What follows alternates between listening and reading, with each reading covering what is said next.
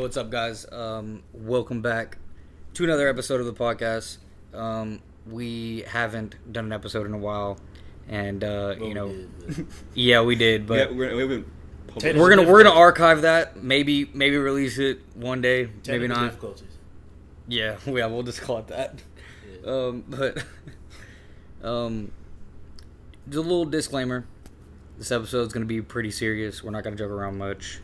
Morbid. Actually, probably not at all, because of all the events that are happening across the nation right now. And we'll start off with the hurricane. You know, hurricane season isn't even at its peak, but Hurricane Laura was basically a Category 5 hurricane. I think it was like 7 miles per hour off being a Category 5, but it was a Category 5. And the coverage of it hasn't been, the best because of everything else that's going on. We'll get into that later, but it's pretty devastating. I mean, there was a video I know Major showed us where it was like a ton of houses were just completely leveled and just torn. So, keep those people into your thoughts.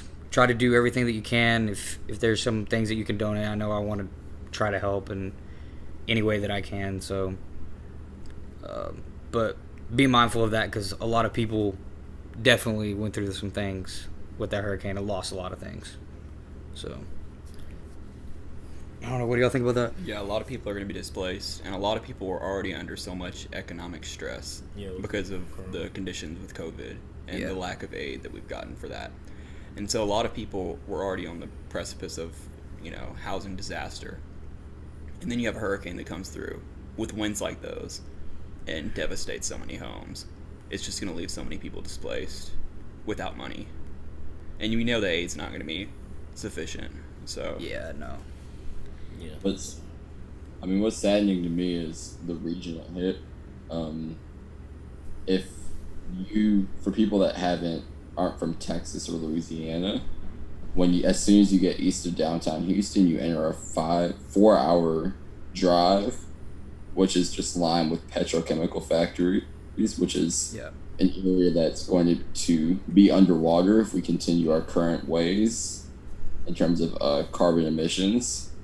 From as soon as you go east of downtown Houston to Baton Rouge, and this area is very poor economically, disproportionately black, and it's sad to see a hurricane hit this area because people aren't going to care. I think part of the reason it hasn't gotten coverage is because, of course, of the other events, but I think part of the reason also is because the only not major, but sizable cities in the region are Lake Charles, Beaumont, and Port Arthur, which are poor cities that rely on petrochemical factories, but no companies based out of any of those cities. All the companies are based out of Houston, and just seeing that is extremely sad. Seeing that they're probably not going to get as much aid as they should.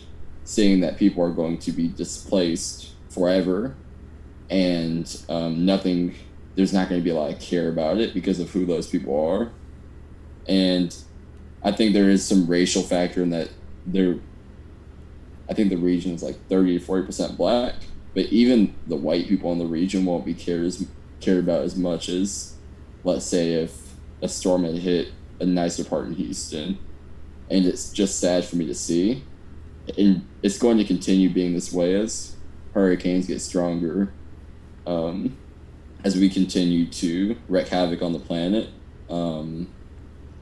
I personally think that the most devastating impacts of the hurricane are going to be the environmental effects afterwards, in terms of petrochemical leaks. We saw there's a huge chlorine leak in Lake Charles after a day after the storm, and I'm very worried about that region in general. It's never good to see something bad happen over there. Yeah, and like you said, all that stuff's going to be underwater if we continue to go at the rate that we're going at. And, the millions of people live in that area, millions and millions of people, and it's, you know, sad to see like these companies don't care about them. Like they don't care. Like as long as they're making money and it's steady, they're gonna keep doing what they're doing. I just don't think it's a coincidence that we see all these huge hurricanes that affect a certain region. Like with Harvey hit Houston, the Houston area in 2018. Now Hurricane Laura.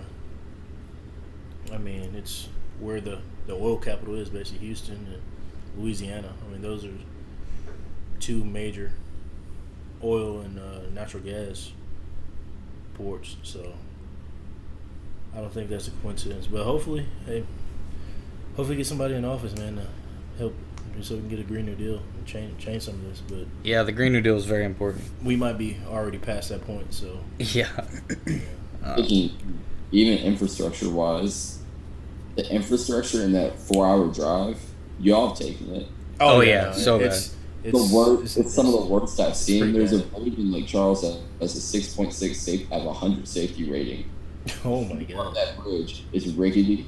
It's, I don't know how high. You're going straight up on an incline, like at a 75-degree angle, and it's ridiculous. Between like that's bad. From like Houston or like really Beaumont. Beaumont's horrible. If you Beaumont's terrible. Bro, Beaumont is bad. Yo, there was a lot of people here that were from Beaumont. Yep. Because of the hurricane, they were like all the hotels in College Station were filled. They were filled. Yeah, they were like, nah, we have to get out of there because I mean they probably saw what happened with Harvey and they probably lost a lot in Harvey and they probably was like, nah, we don't want to take that risk again. Yeah.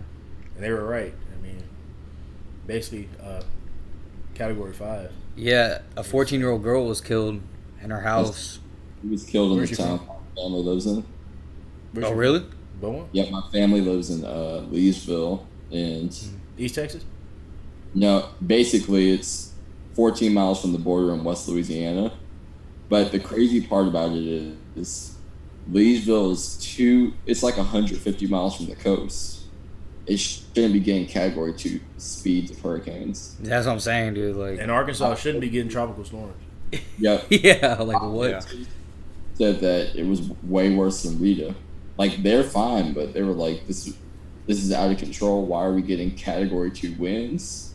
Yeah. It's just going to keep being like that where inland regions, which are supposed to be safe from hurricanes, are getting hurricane-like speeds. Yeah. Shreveport shouldn't be getting a Cat 1.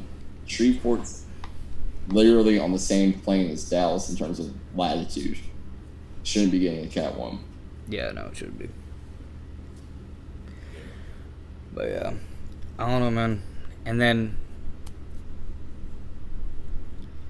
you know, like with the heat around too, we have burn bans in effect, you know, and then California's on fire literally 24/7. Bro, like, California's been on fire for like 10 straight years. Yeah. There's always like a major drought in that area. Drought, yeah, in Cali. It's pretty tough.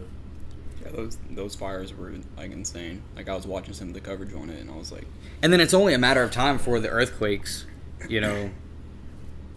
Yeah, hit Cali and the Cali earthquakes. Some in the Midwest too. Yeah, like those are crazy. It's a pretty grim point that we've gotten to though, with as far as climate change goes. That part of combating it is adapting to what we've already like brought ourselves to. Right. You know, like people talk about like reversing or combating, and it's like, yeah, we can do everything we can, and still we're gonna have horrendous things happening. Yeah, because we're already too deep into so it. Part of it is actually adapting to what's inevitably going to happen, regardless of what we do. Yeah, honestly, I think it's like just preparing for the inevitable. Yeah, we're about 10 years too late. Yeah, and slowing down the worst that can happen. Yeah, and the sad part is that we're acting like